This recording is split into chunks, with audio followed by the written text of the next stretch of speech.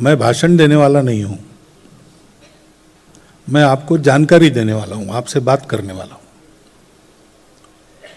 और बात भी कोई नई बात नहीं है, पुरानी बात है,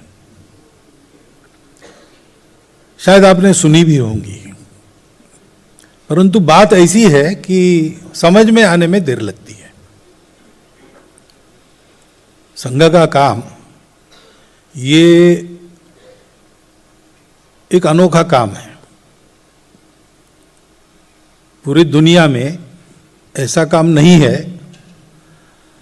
ऐसा हम अपनी जानकारी के आधार पर पहले कहते थे, अब तो प्रत्यक्ष अनुभव आ रहा है कि संघ को देखने के लिए देश विदेश के लोग आते, पांचों महाद्वीपों से लोग आते हैं। देश की गतिविधियों के केंद्र में संघ का नाम आता है, इसलिए देखने आते हैं। और पूरा देखने होने के बाद अनेक प्रश्न पूछते हैं। उसमें आखिरी प्रश्न सबका एक समान प्रश्न होता है, चाहे वो अफ्रीका हो, यूरोप हो, अमेरिका हो, दक्षिण पूर्व एशिया हो, मध्य पूर्व मिडिल ईस्ट हो। वो कहते हैं कि हमारे जवान पीढ़ी में ऐसा कुछ करने की हमारी इच्छा है, तो ये पद्धति आप हमको सिखा सकते हैं क्या? तो इसका मतलब जो हम कर रहे हैं उसके लिए दूसरी पद्धति नहीं है, यही पद्धति है। और अपने देश के इतिहास में भी संभवतः तथागत बुद्ध के बाद ऐसा अखिल भारतीय काम नहीं हुआ है। तो इसके लिए कोई कंपेरेबल नोन दूसरा उपलब्ध नहीं है। आदमी किसी बात को जानता है, फ्रॉम नोन टू अननोन जानता है, लेकिन इसके लिए कोई कंपेरेबल दूसरा है ही नहीं। गगनम गगनाकारम सागरम सागरोपमः राम रावणयोर युद्धम राम रावणयोरिव। गगन कैसा है तो गगन जैसा है, उसके जैसा दूसरा एक्सपांस नहीं है। सागर जैसा एक इतनी विशाल वाटर बॉडी दूसरी नहीं है। राम रावण का जो युद्ध हुआ था उसके जैसा वही हुआ। तो इसलिए बहुत बार लोग संघ को, बाकी चल रहे अनेक काम है, अनेक संस्थाएं है, संगठन है, पार्टीज है, बहुत सारा चलता है, उसी के साथ बिठाकर देखना चाहते तो गलतफहमी होती है।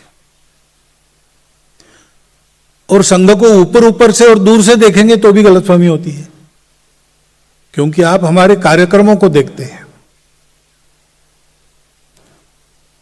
कुर्ता पैजामा पहन के मैं यहां आपके सामने बैठा हूं, कल ये वेश बदल कर दूसरा, तो आप मेरे कपड़ों को जानेंगे। आदमी को जानना है तो थोड़ा और अंदर जाके विचार करना पड़ेगा। ऐसे संघ के स्वयंसेवक रूट मार्च करते हैं, संचलन करते हैं, लेकिन संघ पैरामिलिट्री ऑर्गेनाइजेशन नहीं है। संघ के स्वयंसेवक लाठी काठी सीखते हैं, लेकिन संघ कोई अखिल भारतीय अखाड़ा नहीं है।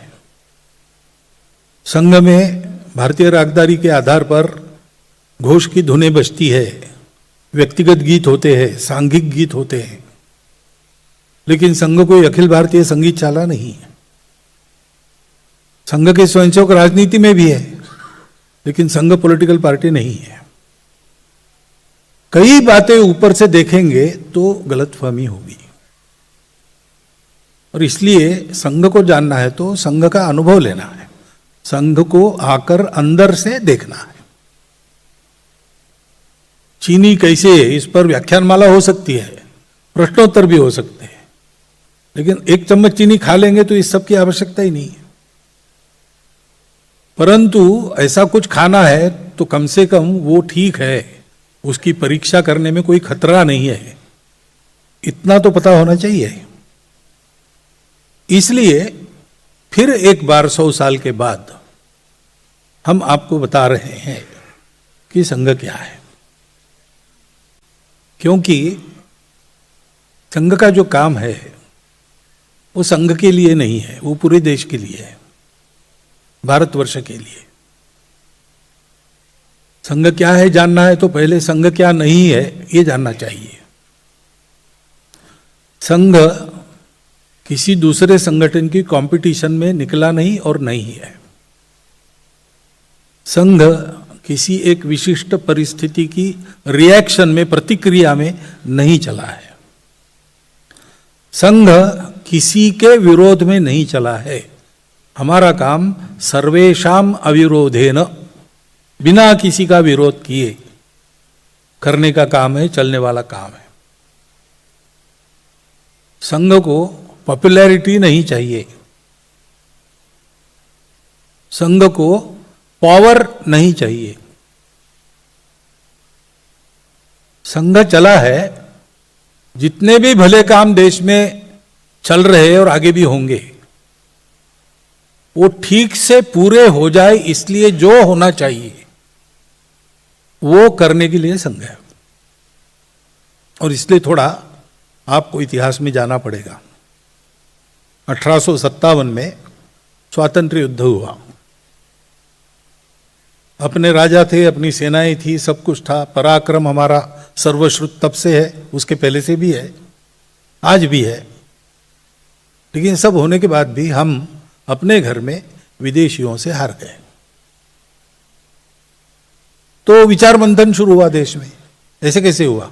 मुट्ठी भर लोग सागर पार से आए, हम पर राज कर रहे, और हम सब मिलकर लड़ते हैं तो भी हम हार जाते हैं। तो एक मत ये आया कि एक बार हार गए तो क्या गया, अभी तो हमने लड़ाई हारी है, मोर्चा हारा है, लड़ाई थोड़ी हारी है, फिर एक बार शस्त्र लेके प्रयास करेंगे। तो सशस्त्र अंग्रेजों से संघर्ष करके उनको भारत से निकाल देने का रास्ता, रिवोल्यूशनरी मूवमेंट, क्रांतिकारी आंदोलन, वो एक धारा चली। सुभाष बाबू के 1945 में अंतर्धान होने तक वो धारा चली। उसके बाद 47 में हमको स्वतंत्रता मिली तो उसका प्रयोजन नहीं रहा। लेकिन उस कालखंड में उस धारा ने हमको ऐसे दैदीप्यमान चरित्र दिए जिसको सुनकर आज भी हम प्रेरणा लेते हैं। दूसरा मत यह था कि ब्रिटिशों से हम इसलिए हार गए कि लड़ने वाले तो हम सब लोग थे, राजा थे, सेनाएं थी, लेकिन लोगों में राजनीतिक जागृति नहीं थी, पॉलिटिकल अवेयरनेस नहीं था। तो एक राजनीतिक आंदोलन चलना चाहिए जो सारे समाज को स्वतंत्रता के लिए खड़ा करेगा। और सर ओ एलन ह्यूम की प्रेरणा से, ब्रिटिश सरकार की योजना से एक सेफ्टी वॉल के नाते एक संस्था उत्पन्न हुई, इंडियन नेशनल कांग्रेस। लेकिन हमारे लोगों ने उसी को अपने आजादी के लड़ाई का बहुत प्रभावी हथियार बनाया, और उसके नेतृत्व में जो काम हुआ, बहुत बड़ी जन जागृति हुई, आदमी स्वतंत्रता के लिए रास्ते पर आए। जो कुछ करता था वो देश की स्वतंत्रता के लिए करता था, ऐसा वातावरण ला एक लंबे समय तक। चरखा चला चला के लेंगे स्वराज लेंगे, तो चला तो चरखा रहा है, कैसे क्या होगा? अरे भाई नहीं, ये चरखा चला इसलिए रहा है कि देश स्वतंत्र हो, ऐसा वातावरण था। उसके फलस्वरूप हमको स्वतंत्रता मिली। सशस्त्र एक तरफ से, दूसरा ये। परंतु हम देखते हैं कि राजनीतिक जागृति की वो धारा चलते चलते, पूरे देश की एक धारा थी, वो धीरे धीरे विभक्त हो गई और मतांतर हो गए। कोई बात नहीं, ये तो चलता है प्रजातंत्र में, और हर एक जितने आदमी उतने मत, ये तो रहता ही है। परंतु वो पवित्रता, शुद्धता और प्रभाव उस धारा का रहा नहीं। स्वतंत्रता के बाद धीरे धीरे अधपतन होकर कहां आ गई, मैं वर्णन नहीं करता, आप अनुभव कर रहे। तीसरी एक धारा थी, उन्होंने कहा कि भाई अंग्रेजों से टक्कर लेने की बात हो रही, तो क्या हम उनकी बराबरी कर सकते हैं? बाकी तो हम कर लेंगे, लेकिन एक समाज के नाते हम लोग एक समाज है क्या? इतने सारे भेद है, दकियानुसीपन है, रूढ़ी कुरीतियों का बोलबाला है, आपस में लड़ते हैं, स्वार्थ है, अशिक्षा है। इन सब से उबार कर अपने समाज को एक स्वस्थ समाज के नाते जब तक खड़ा नहीं करते, तब तक अंग्रेजों से लड़ने की कुव्वत ही नहीं होगी हमारी। और इसलिए समाज सुधार की धारा ये चली। राजा राम मोहन राय से लेकर बहुत सारे लोग उसमें थे। प्रामाणिकता से, निस्वार्थ बुद्धि से जीवन लगाकर लोगों ने काम किया। परंतु क्या हुआ, क्या दुर्भाग्य है पता नहीं, वो धारा पूरे समाज में एक द्वीप बनकर रह गई। हमारे नागपुर के पास वर्धा है, उसके पास एक मंगरूल दत्त नाम का देहात है, वहां कोई 37-38 जातियां रहती थी। तो एक महात्मा वहां है 150 साल पहले, और उन्होंने जाति निर्मूलन का काम हाथ में लिया। महात्मा थे, सब उनका सम्मान करते थे, अभी भी करते हैं। लेकिन अब स्थिति ऐसी है कि वो 37-38 जातियां कायम है, जात न मानने वालों की एक 39वीं जात वहां पर एक है। और अब ऐसा क्यों हुआ, उसके कारणों में मैं नहीं जाता। सारे प्रयास शुद्धता से हुए, प्रामाणिकता से हुए, लेकिन ये हुआ। और चौथा प्रवाह था, वो कहते थे कि भाई हम अपने आप को भूल गए, अपने मूल तक चलो फिर से। हमको लगता है हम अपने मूल पर खड़े, ऐसा नहीं, हम भटक गए, इसलिए अपने मूल पर वापस चलो। स्वामी विवेकानंद, स्वामी दयानंद सरस्वती, ऐसे लोग थे। वो भी काम चला और अभी भी चल रहा है। परंतु कहीं ना कहीं देश की परिस्थिति में समाज को दिशा देने का, समाज में एक वातावरण बनाने का काम नहीं हो रहा है, ये ध्यान में आता है। ये आज की बात छोड़ दीजिए, जब ये चल रहा था तब भी इन सब चारों प्रवाहों में काम करने वाले जो मुख्य लोग थे, उनको एक बात अंदर से लगती थी। और संघ के जो निर्माता थे डॉक्टर हेडगेवार, उनको ये ध्यान में आया, क्योंकि वो जन्मजात देशभक्त थे। क्यों कहता हूं, क्योंकि मैट्रिक के क्लास में पढ़ रहे थे, मैट्रिक नहीं, प्राइमरी क्लास में, तीसरी में पढ़ रहे थे, तो महारानी विक्टोरिया के राज्यारोहण की शताब्दी ब्रिटिश साम्राज्य में मनाई गई।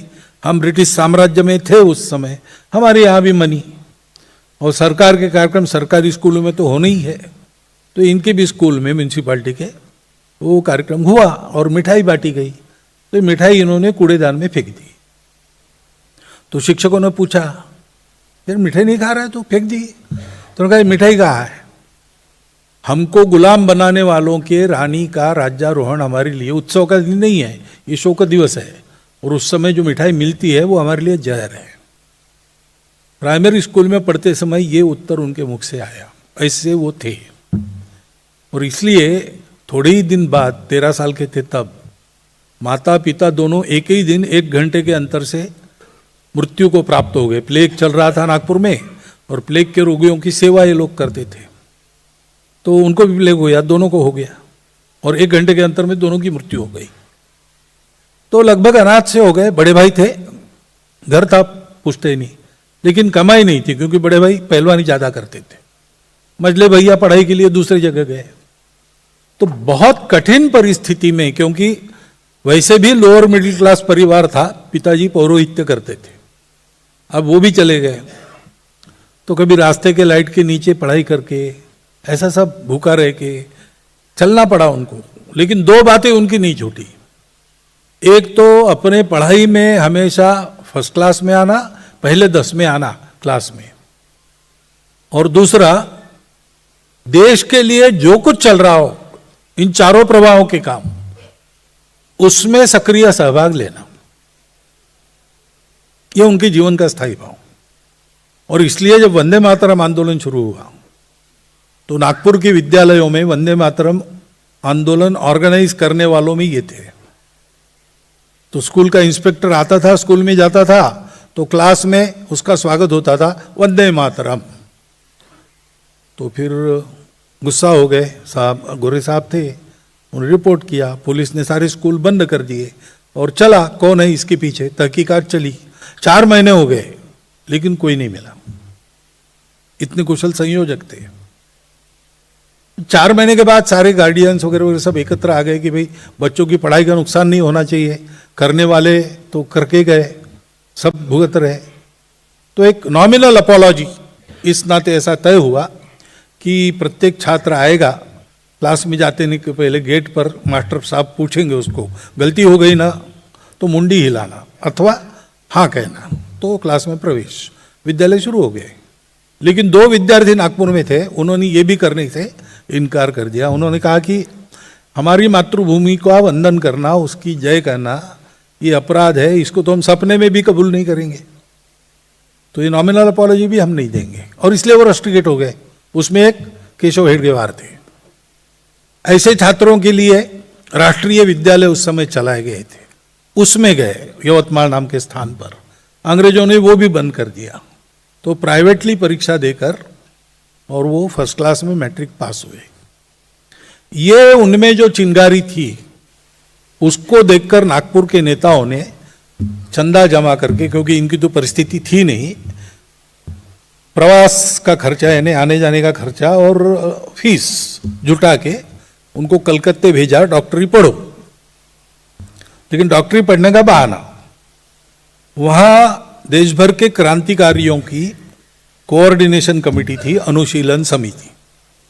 तो इनको काम दिया गया कि डॉक्टरी पढ़ते पढ़ते उनसे कांटेक्ट करो और देश के इस पश्चिम भाग में क्रांति कार्य का प्रारंभ। तो दोनों काम उन्होंने अच्छे किए। 4 साल मेडिकल की पढ़ाई की, हालत खस्ता जी, पैसा पास में नहीं था। तो 2 दोस्त रहते थे लॉज में, उनके बीच की जगह, 2 कॉट्स के बीच की जगह, उस पर अपनी दरी डालकर उस पर सोते थे। और वो 3-4 दोस्त थे, इधर विदर्भ से वहां पढ़ने के लिए गए। उनके भोजन का डिब्बा आता था, तो 4 में ये 5वां एडजस्ट हो जाता था। ऐसे वो रहे, परंतु मेडिकल भी फर्स्ट क्लास में पास हुए। और क्रांतिकारी वो जो समिति थी, अनुशीलन समिति, उसके कोर कमिटी मेंबर बने। कोड नेम कोकेन ऐसा उनका था। कोकेन चंद्र नाम के कोई व्यक्ति चंद्रनगर में रहते थे, उनका नाम इनको दिया था। और ऐसा भी हुआ कि पुलिस कोकेन चंद्र को पकड़ने चंद्रनगर जाकर उनको पकड़ के ले आई। ये राजनारायण बसु जी का जो चरित्र उन्होंने आत्मचरित्र लिखा है, राजनारायण बसु नहीं, रासबिहारी बसु, उनके चरित्र में ये सब उल्लेख है। तो ऐसे वो थे, पास हो गए। प्रिंसिपल ने कहा भाई बर्मा में एक नौकरी है, उस समय 3000 रुपये महीना वाली। तो उन्होंने कहा कि मैं नहीं करूंगा। तो घर कैसे चलाओगे? तो घर नहीं बसाऊंगा, मैंने प्रतिज्ञा की है इस जीवन में देश के लिए सोचना, अपने बारे में अगले जन्म में सोचेंगे। और इसलिए वापस आए। तब तक तो क्रांतिकारी आंदोलन विफल हो गया था। तो लोकमान्य तिलक जी के नेतृत्व में आंदोलन चल ही रहा था। 1920-21 की बात है, असहयोग। तो उसके प्रचार प्रसार के लिए तो सर्वत्र गए, विदर्भ में गांव गांव जाकर उन्होंने भाषण वगैरह दिए। तो उन पर राजद्रोह का अभियोग चला गया, सेडिशन। अब अंग्रेज सरकार तो न्याय तो यही करने वाली थी, इनको जेल में डालना है। तो पैरवी करने वाले नागपुर के नामी वकील थे इनके, उन्होंने कहा कि अंग्रेज सरकार ये न्याय नहीं कर रही, इसलिए निषेध के लिए हम पैरवी नहीं करते। तो इन्होंने अपनी पैरवी की और पैरवी में जो बचाव का भाषण किया उसका प्रारंभ यहां से किया कि कोई इंटरनेशनल लॉ ऐसा है क्या? इंटरनेशनल मान्यता तो ये है कि स्वतंत्रता हर एक व्यक्ति का अधिकार है। तो कोई लॉ ऐसा है क्या कि जिसके तहत अंग्रेज इंग्लैंड से आकर हम पर राज कर रहे हैं?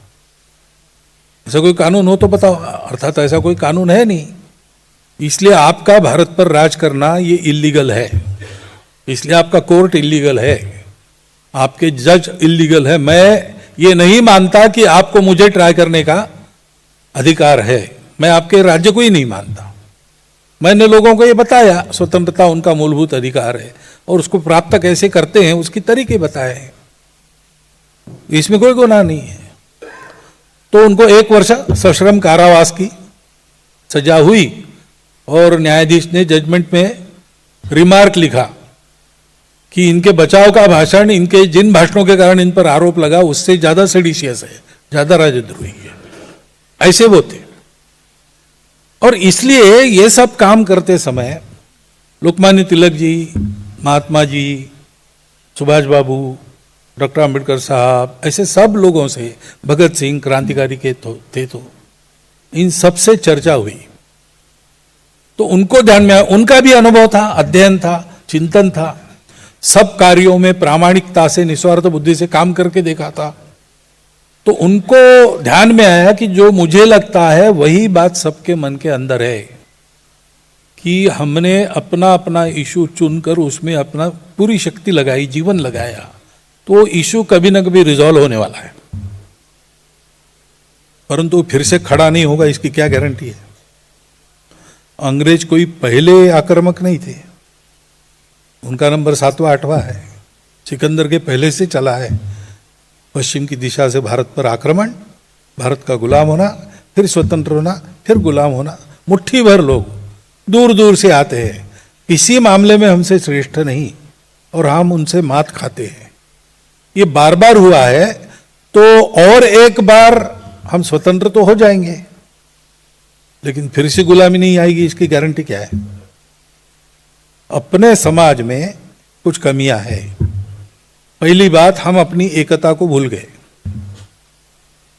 दूसरी बात, हम स्वार्थी बन गए और गुणहीन बन गए। अनुशासन नहीं, स्वच्छता नहीं, दारिद्र्य है, अज्ञान है। इन सबको ठीक किए बिना, इस समाज को एक स्वस्थ संगठित समाज बनाए बिना ये बार बार होना रुकेगा नहीं। हमारा तो समय लग गया एक काम में, अब हमारे पास समय नहीं, लेकिन किसी को इस काम को करना चाहिए। तो डॉक्टर हेडगेवार ने सोचा कि अगर ऐसा है तो मैं प्रयोग करता हूं। उन्होंने 8-10 साल प्रयोग किए कि ये अपना जो विविधताओं से भरा हुआ समाज है उसको एकता के सूत्र में कैसे बांध सकते हैं और उसमें गुण कैसे भर सकते हैं। एकता और गुणवत्ता वाला संगठित समाज, स्वस्थ समाज कैसे खड़ा करना, इसके प्रयोग किए। और जब उनको वो सूत्र, वो पद्धति मिल गई, तो उन्होंने विजयादशमी 1925 के दिन सुबह अपने घर में बैठक बुलाई। तो उनके साथी थे, सामान्यतः ये 4 प्रकार से जो काम चल रहे थे सारे लोग उसमें ही थे।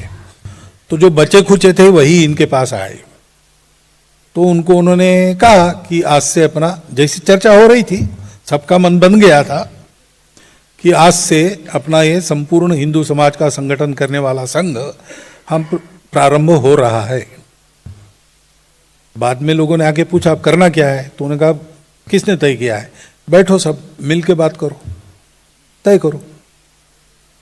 आगे 14 साल इनको सब पता था, इनका प्रयोग सफल हो चुका था, लेकिन डिक्टेट किए बिना चर्चा में से ये बातें उन्होंने पहुंचाई, नए कार्यकर्ताओं के हाथ में दी।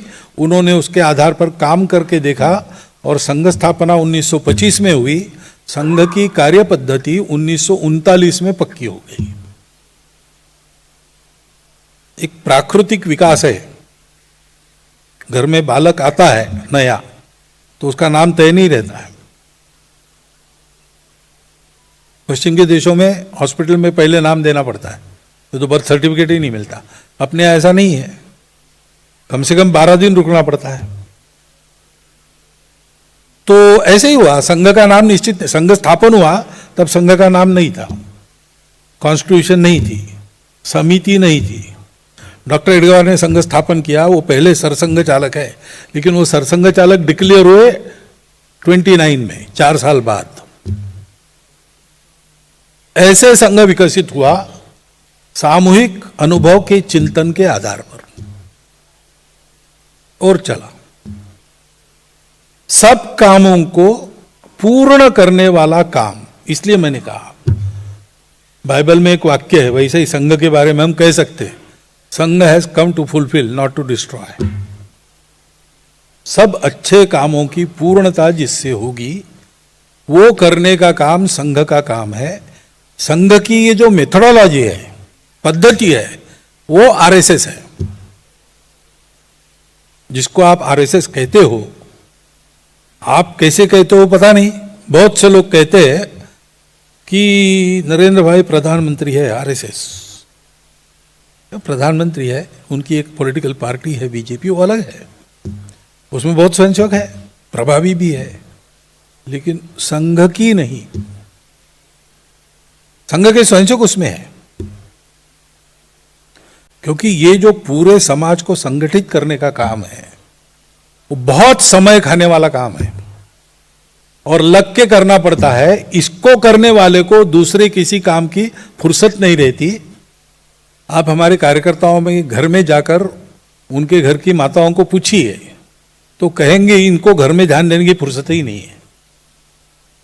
हमारी एक मौसी जी थी, संघ के घर में ब्याही गई, तो वापस आने के बाद उन्होंने कहा कि मुझे पता नहीं था मेरी एक सौत है।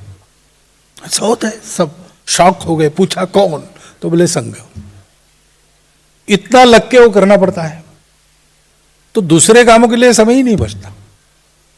इसलिए संघ ने पहले से तय किया है कि संपूर्ण समाज को संगठित करने के अलावा संघ को दूसरा कोई भी काम नहीं करना है और ये काम पूरा होने के बाद और कोई दूसरा काम संघ नहीं करेगा। तो फिर देश के लिए बहुत सारी बातें होनी है, वो कौन करेगा? ऐसा लोग पूछते थे तो डॉक्टर साहब बताते थे संघ कुछ नहीं करेगा, स्वयंसेवक कुछ नहीं छोड़ेंगे, वो सब करेंगे। वो सब करेंगे, वो उनका है, स्वतंत्र है, स्वायत्त है, स्वावलंबी होगा, अलग है। 1,30,000 से ऊपर छोटे बड़े सेवा कार्य बिना सरकारी पैसा लिए समाज के सहयोग से, जहां जितना आवश्यक है उतना अपनी चमड़ी अपना समय खर्चा करके, अपनी चमड़ी घिसकर अपना दमड़ा खर्चा करके स्वयंसेवक करते हैं। वो सेवा संघ की नहीं, स्वयंसेवकों की है। सब क्षेत्रों में स्वयंसेवक काम कर रहे हैं, लेकिन वो उनके कार्य अपने अपने स्वतंत्र, अलग, स्वायत्त, स्वावलंबी कार्य है। जैसे ही चर्चा होती है वैसा संघ का कोई डायरेक्ट या रिमोट कंट्रोल उन पर नहीं है। संघ कंट्रोल किसको कर सकता है? कंट्रोल की है क्या हमारे हाथ में? ये हमारे कार्यकर्ता लोग साथ में बैठे एक सभागृह में, उन्होंने कल काम बंद कर दिया तो मैं क्या कर सकता हूं उनका? हमारा मन मर्जी और दोस्ती के आधार पर चलने वाला काम है, उसमें कोई कंट्रोल की बात ही नहीं होती। स्वयंसेवक है, आते जाते रहते हैं, बातचीत होती रहती है, अच्छा काम है तो हम सबको मदद करते हैं, उनको भी करते हैं। और अब हमारी शक्ति है तो राष्ट्र के बारे में हमारा एक विचार है, उस विचार के अनुसार बातें होंगी, इसके लिए हम प्रयास करते हैं।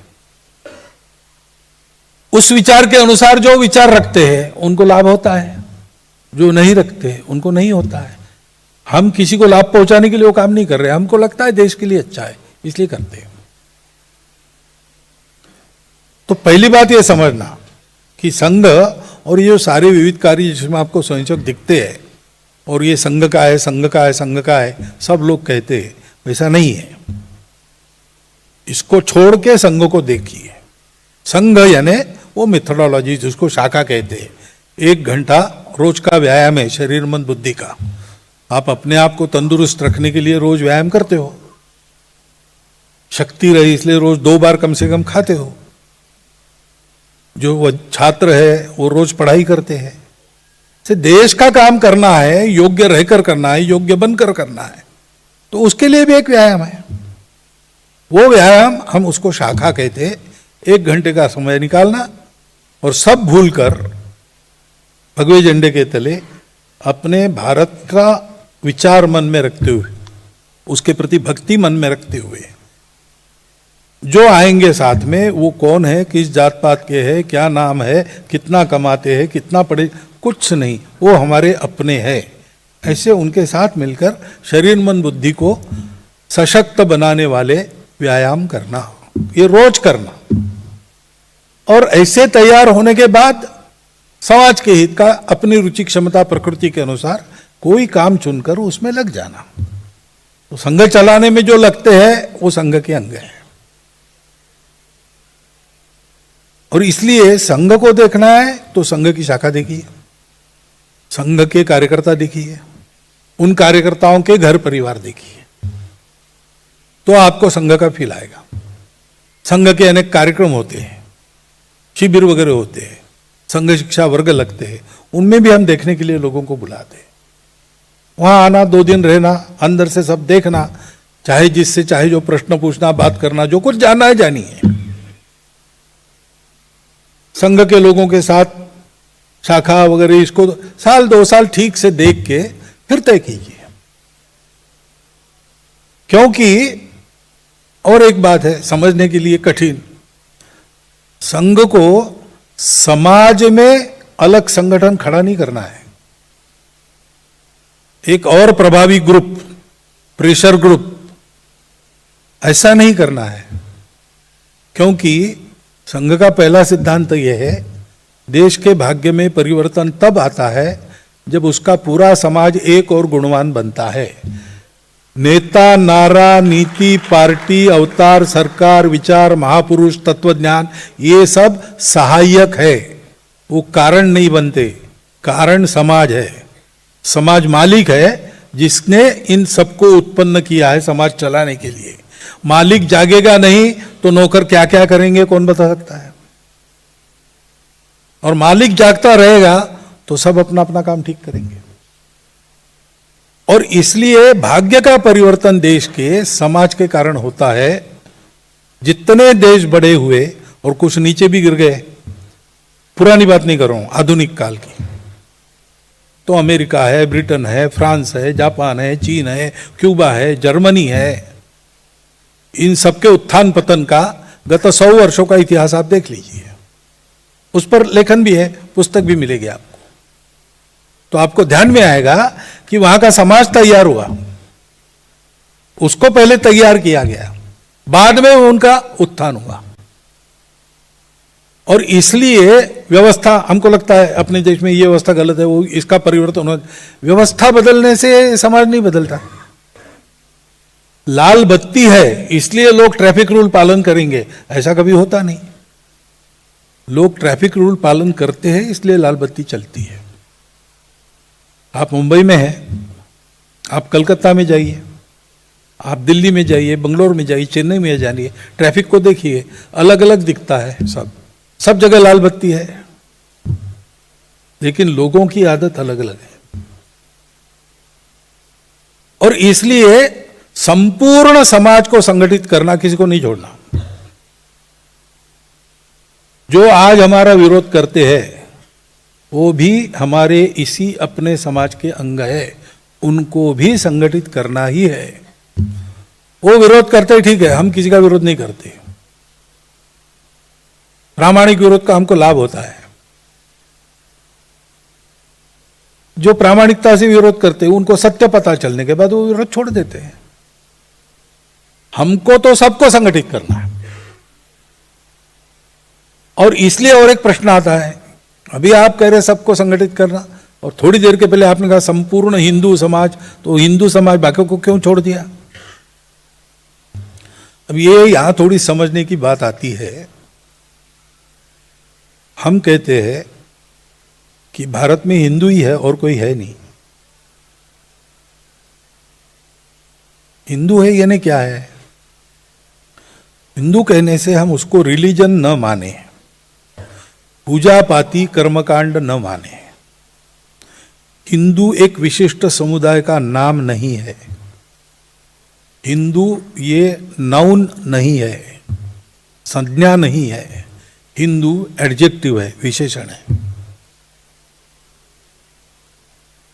हिंदू शब्द बाहर से आया, ठीक है, रामायण महाभारत में नहीं, वेदों में नहीं है,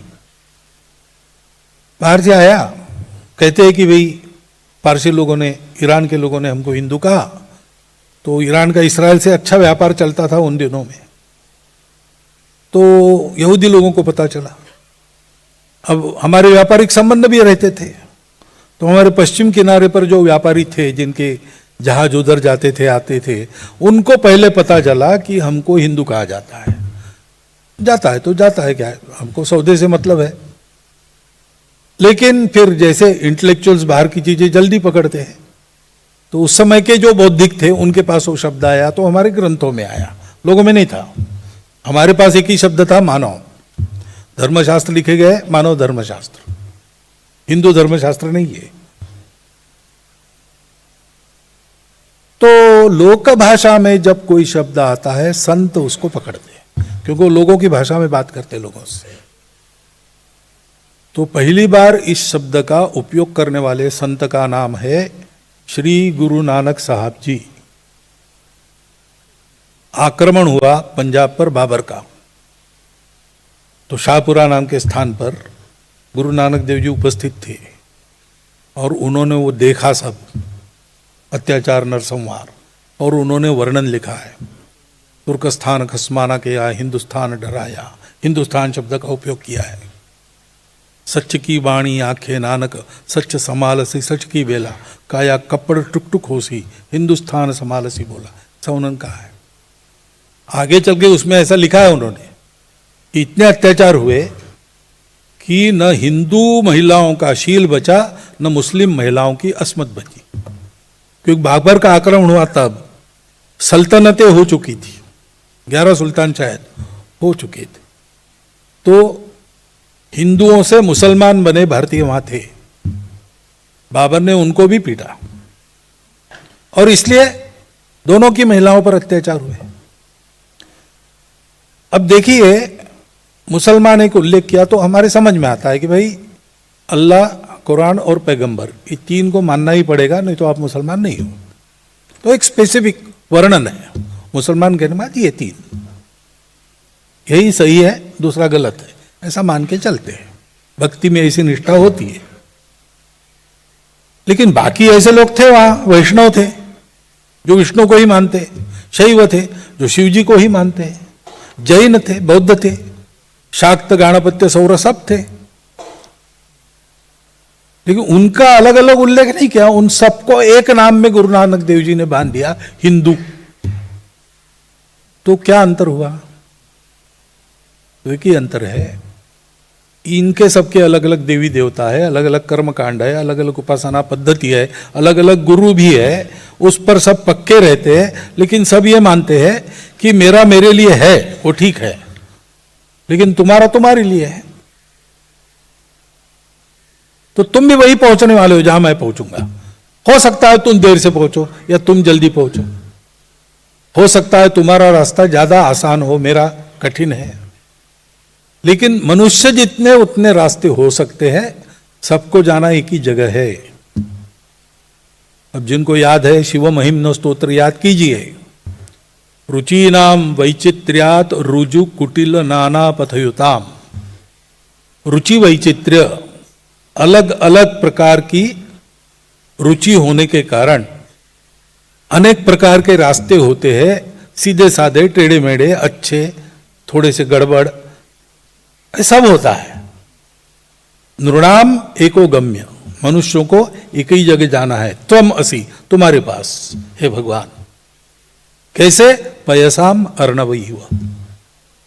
जैसे विश्व में कहीं भी गिरे पानी पृथ्वी पर तो जाएगा सागर में, वैसे सब लोग पहुंचने वाले हैं। किसी का रास्ता गलत नहीं है, सबका सम्मान करो, सबका स्वीकार करो, अपनी श्रद्धा पर पक्के रहो, दूसरी की श्रद्धाओं का सम्मान स्वीकार करो, मिलजुल कर रहो, ये मुख्य बात है। रहते समय ऐसे रहो कि अपने से दूसरों को कष्ट न पहुंचे। सब पापस्य अकरणम कुशलस्य उपसंपदा सच्चित्त परियोदपनम एते बुद्धानुशासनम। तो कोई पाप नहीं करना। पाप क्या होता है? पुण्य पर उपकार, पाप पर पीड़ा। परहित सरिस धर्म नहीं भाई, पर पीड़ा सम नहीं अधमाई। ये करो और कुशलस्य उपसंपदा, अपना पेट भरो। लेकिन कैसे? कुशलता पूर्वक, यानी दूसरे किसी को कष्ट न देते हुए अपना पेट भरो। और ऐसा रहकर क्या करना है? सच्चित्त परियोदपनम, अपनी चित्त शुद्धि करते जाओ। ये बुद्ध का अनुशासन है, ये हिंदुओं का यही अनुशासन है सारा। गुरु नानक जो नहीं, कीरत करो, नाम जपो, वंश करो, यही कहा है। सब लोग ऐसा जो ये मानते हैं, ये हमारा स्वभाव है और आज नहीं है, आदिकाल से है। भारत राष्ट्र के नाते इस स्वभाव के कारण खड़ा हुआ है। हम नेशन नेशन कहते हैं, नेशन के पीछे स्टेट होता है, स्टेट बदला तो नेशन बदला, ऐसा नहीं है। भारत का विकास क्रम एकदम अलग है। हमारे ऋषि मुनियों को एक सत्य मिला कि अस्तित्व दिखता अलग अलग है लेकिन मूल में एक ही है, एक से ही सारा निकला है। इसका मतलब है हम लोगों का आपस का जो व्यवहार है वो सौदे के आधार पर नहीं चलेगा, लेन देन के आधार पर नहीं चलेगा। हम लोग एक दूसरे के हैं, अपनेपन के आधार पर हमको चलना है। फर्क है, आप मेरा भला करो तो मैं आपका भला करूंगा, आप नहीं करोगे तो मैं भी नहीं करूंगा। आप आड़े आओगे तो मैं हटा दूंगा, हटेंगे नहीं तो काट दूंगा। सौदे में ऐसा होता है, यहां ऐसा नहीं है। आप मेरा भला करते हो बुरा करते हो, लेकिन आप मेरे अपने हो तो मैं बने तक आपका भला ही करूंगा। अब इसके कारण नुकसान भी हुआ है, लेकिन हमने ये नहीं छोड़ा है। तब से अभी तक कितने उतार चढ़ाव आए, कितनी परिस्थितियां आई, लेकिन हमारे अपने नष्ट होने की जोखिम लेकर भी हम लोगों ने एक बात कायम रखी है, वो ये स्वभाव है। बाकी सब बदल जाता है लेकिन ये नहीं बदलता, हिंदुस्तान का सनातन स्वभाव है। ऋषि मुनियों ने सोचा कि सब अपने हैं, तो ये जो एक बात मिली जिसके कारण शाश्वत सुख मिलता है, सब प्रकार का ज्ञान अपने आप हाजिर हो जाता है, ये सारी दुनिया को देनी चाहिए। देनी है तो इक्के दुक्के का काम नहीं है, सारी दुनिया को सिखाना तो एक पूरा उपकरण खड़ा करना पड़ेगा। तो पूरे देश में विचरण करते हुए गांव गांव जाकर उन्होंने समाज को इसमें दीक्षित किया, जागरूक किया, इसमें प्रशिक्षित किया और वैसे जीवन बनाए। आज हम घुमंतु जमात कहते हैं ना, हो सकता है उस प्राचीन समय में ये लोग अपने घर को छोड़कर गृहस्थ होने के बाद भी एक जगह न रहने का व्रत लेकर समाज को तरह तरह की बातें सिखाने का काम घूम घूम कर करने वाले थे। ये राष्ट्र के निर्माताओं में से एक थे, ऐसा लगता है। और थे इसलिए विदेशी आक्रामकों के सामने कभी उन्होंने हार नहीं मानी, लड़ते रहे, इसका फल आप भुगत रहे हो, इस स्थिति में पहुंचे। लेकिन उन्होंने वो व्रत नहीं छोड़ा है। आज भी अपना काम करने निकलते तो पूजा करके निकलते। वो कहते कि ये तो हमारा धर्म है। धर्म ये बात है, भारत धर्म प्राण है। वो जानता है कि सब कुछ एक है, इसलिए सबको साथ में चलना है, किसी को छोड़ना नहीं है। सर्वेपि सुखिनः सन्तु सर्वे सन्तु निरामयाः। और ऐसा करना है तो एक अनुशासन चाहिए व्यवहार का। अकेले रहना है तो कोई अनुशासन नहीं है, कैसी भी मनमानी कर सकते आप। लेकिन आपको सब में रहना है तो फिर नियम है, कानून है। सबके हित के लिए जो आवश्यक है वो करना, अपनी कुछ बातें पीछे रखनी पड़े तो पीछे रखना।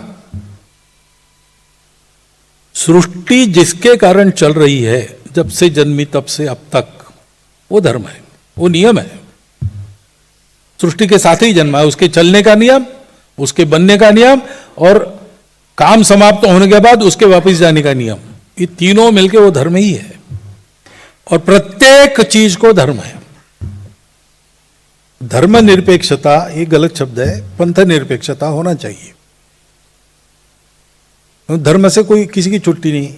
इसमें पानी भरा है वो धर्म है, इसको खोल के मैं उल्टा कर दूं तो पानी बह जाएगा, कोई रोक नहीं सकता, क्योंकि पानी का बहना धर्म है, आग का जलाना धर्म है। धर्म स्वभाव है, धर्म कर्तव्य है, धर्म इहलोक परलोक दोनों में सुख देता है। धर्म सबकी धारणा करता है, सबको उन्नत करता है, बिखरने नहीं देता है। यह धर्म जिस सत्य के आधार पर खड़ा है वो अस्तित्व की एकता का सत्य है। और इसलिए व्यवहार में करुणा अपेक्षित है। करुणा वही कर सकता है जिसका चित्त शुद्ध हो, विकारों से मुक्त हो, जिसका कोई स्वार्थ नहीं। संवेदना उसी की उत्कट होती है। उसके लिए अंतर्बाह्य शुचिता चाहिए और उसके लिए जीवन का तपस करना है। श्रीमद् भागवत ने कहा है 4 पैर है, सत्य करुणा शुचिता तपस, जिस पर धर्म खड़ा है। दुनिया को ये धर्म देकर उपकार करने के लिए, लेकिन मैं उपकार कर रहा हूं ये अहंकार न रखते हुए, भारत का जन्म है, भारत उसके लिए चलता है। एतद् देश प्रसूतस्य सकाशादग्र जन्मनाथ स्वम स्वम चरित्रम शिक्षेरन पृथ्व्याम सर्वमानव। और इसके लिए जो व्रतस्थ होकर चलते हैं, जीवन के नियम पालन करते हैं, वो हिंदू है। इस धर्म के आधार पर जो आचरण है वो आचरण पीढ़ी दर पीढ़ी चलता रहे, इसलिए उन्होंने एक संस्कृति विकसित की। लाख लाख पीढ़ियां लगी तब हमने यह संस्कृति उपजाई, कोटि कोटि सिर चढ़े तभी इसकी रक्षा संभव हो पाई। वो संस्कृति हम सबको जोड़ती है। भाषाएं हमारी अनेक है, बाहर से भी कुछ भाषा आती है, आ गई है। देवी देवता अनेक है, बाहर से भी आए होंगे। खान पान रीति रिवाज, देश का भूगोल अलग अलग है तो अलग अलग रहेगा ही। 10,000, 12,000, 15,000 कितना वर्ष चला है मालूम नहीं आधुनिक भारत के पूर्वजों का दौर, लेकिन उसमें ये सब अलग अलग हो ही जाता है। इसमें से कोई बात हमको जोड़ती नहीं है, वो हमारी विशिष्टता है, सम्मान्य है, स्वीकार्य है। परंतु इसके ऊपर, इसके परे हम सब लोगों की एक पहचान है। उस पहचान को हम हिंदू कहते हैं, क्योंकि ये कंटेंट बताने वाला वही शब्द है, दूसरा नहीं है। ये सर्वपरिचित है और ये हमारे समाज को चिपक गया है। मैं कभी मुसलमानों से संवाद करता हूँ, ईसाइयों से संवाद करता हूँ, तो आप भी हिंदू हो कहने से कहने हम बिल्कुल हिंदू नहीं है। ठीक है भाई, क्या है, हिंदवी है, वही बात है। हमको लोग सलाह देते आप जरा भारतीय कहते रहो। अरे भाई, एक समानार्थी बात है। कोई भारतीय कहता है हमारा कोई ऑब्जेक्शन नहीं, हम सहमत है। हिंदवी कहते हो, हम सहमत है। लेकिन जानो कि हिंदवी होना यानी क्या, भारतीय होना यानी क्या।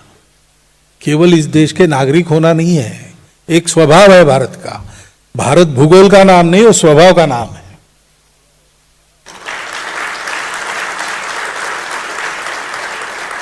ये जोड़ने वाला स्वभाव हमारा फिर से खड़ा करना और निस्वार्थ बुद्धि से, प्रामाणिकता से सब मिलकर अनुशासनबद्ध होकर देश को बड़ा करना, क्योंकि हमारा देश बड़ा होने से देश, दुनिया बड़ी होगी। एतद् देश प्रसूतस्य सकाशादग्र जन्मनाथ स्वम स्वम चरित्रम शिक्षेरन पृथिव्याम सर्वमानव। सबसे प्राचीन होने के नाते हम अग्रज है। इस देश में जन्मे हम लोगों का चरित्र ऐसा होना चाहिए कि दुनिया के लोग आएंगे और हमारा चरित्र देखकर अपने जीवन की विद्या सीखेंगे। उदाहरण से लोगों को सिखाना। हम दुनिया के, हम महाशक्ति नहीं बनेंगे। महाशक्ति डंडा चलाती है, चला ही रही है, देख ही रहे हम। ऐसा हमको नहीं बनना है ना। हम विश्व गुरु बनेंगे और भाषण से नहीं सिखाएंगे, डोमिनेशन से नहीं सिखाएंगे। We will lead from within, we will lead by example. स्वम स्वम चरित्रम शिक्षेरन, ऐसा हमारा भारतवर्ष है। उसका ये प्रयोजन है। दुनिया में भारत इसके लिए अस्तित्व में आया। इस प्रयोजन की जब जब आवश्यकता उत्पन्न होती, भारत बड़ा होता है। ये अपना इतिहास है, देख लीजिए। और फिर वो समय आया है। 2000 साल अनेक प्रकार के प्रयोग करके अब दुनिया लड़खड़ा रही है। बातें उनके भी पास है, 4 में से 3 बातें उनके भी पास है, लेकिन एक बात जोड़ने वाली उनके पास नहीं है। उनको अर्थ काम पता है। अर्थ और काम के पीछे लगकर कभी आदमी ऊब जाता है तो उससे मुक्ति चाहिए, मोक्ष भी पता है। परंतु अर्थ काम को साधते हुए मोक्ष की ओर चलाने वाला धर्म उनको पता नहीं है। उनको रिलीजन मालूम है, धर्म नहीं मालूम। धर्म और रिलीजन अलग है। व्यक्ति का हित, इंडिविजुअलिज्म मालूम है। समाज का हित, सोशलिज्म मालूम है। सृष्टि का हित, पर्यावरण मालूम है।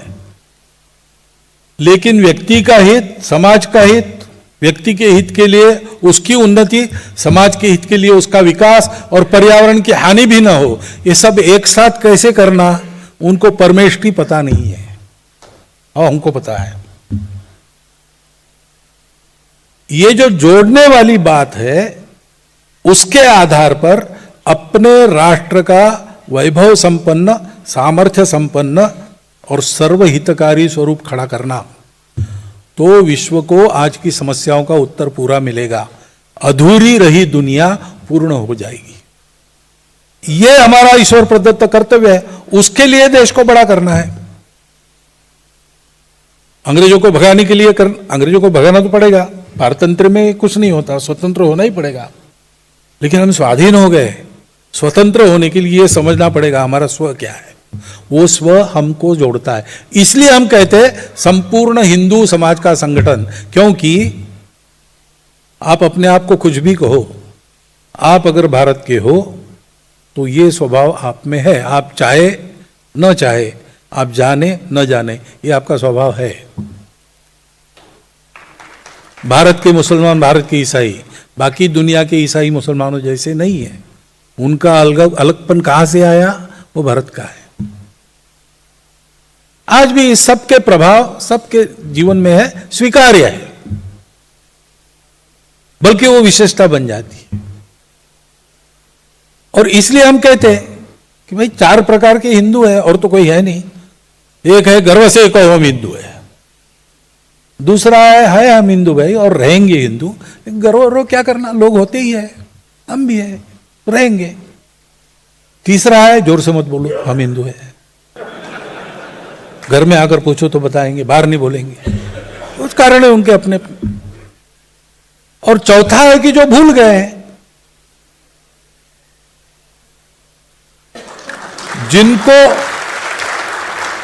जिनको भुला दिया गया है वो भूले रहे, ऐसी व्यवस्था होती है, करने वाले लोग हैं, और भी लोग भूल जाए और उधर शामिल हो जाए, ऐसा प्रयास चल रहा है। क्योंकि भारत बड़ा होगा तो दुनिया के स्वार्थी शक्तियों के स्वार्थ के दुकान बंद हो जाएंगे, इसलिए सब अपने से दोस्ती भी करते हैं और सब अपनी दुश्मनी भी समय समय पर दिखाते हैं। तो सामर्थ्य संपन्न राष्ट्र इन सबका उपाय है, और सामर्थ्य संपन्न राष्ट्र के लिए संगठित गुणवान समाज चाहिए, और पूरा समाज चाहिए, छोड़ना किसी को नहीं है। बस परीक्षा में 4 प्रश्न है, 2 आसान है, 2 जरा कठिन है, तो आसान प्रश्नों का पहले उत्तर देना, बाद में कठिन प्रश्नों को भी सुलझाना ही है। इसलिए हिंदू समाज का संगठन ये काम लेके संघ चला है। और वो संगठन कैसे होगा, तो समाज फैशन से चलता है।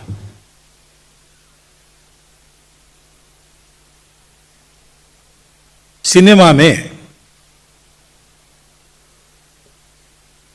सलमान खान जी क्या पहनते हैं, कॉलेज विद्यार्थी वैसा पहनते हैं।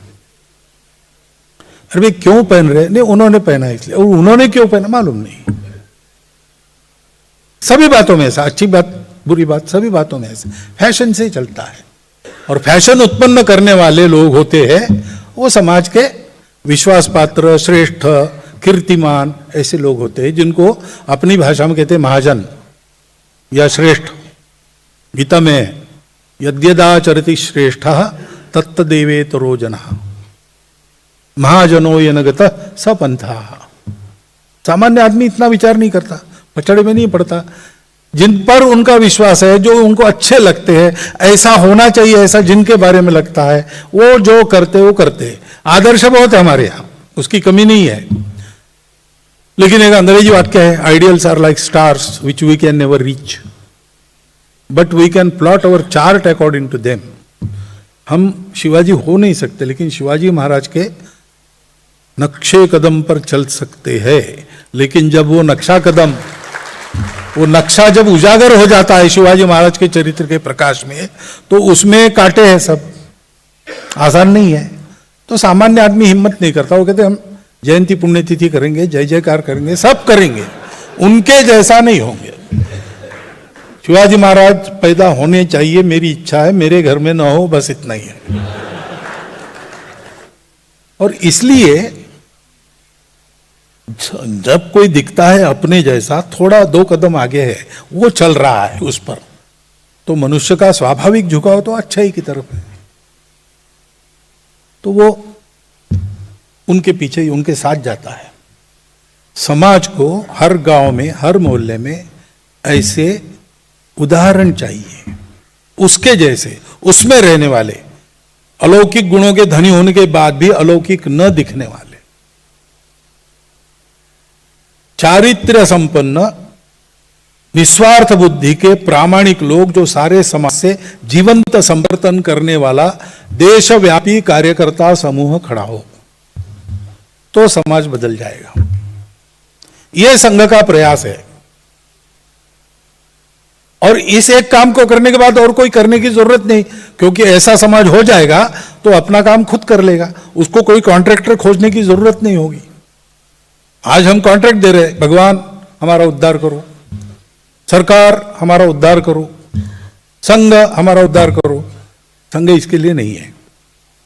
संघ ये बताने के लिए कोई तुम्हारा उद्धार नहीं करेगा, अपना उद्धार खुद करना है। उसके लिए जो गुणवत्ता चाहिए, जो योग्यता चाहिए, अकेला संघ नहीं है। संघ की एक विशिष्ट कार्य पद्धति है, अपनी गति है, उसके आधार पर पूरे भारत में, और ऐसा एक चित्र हमने खड़ा किया है।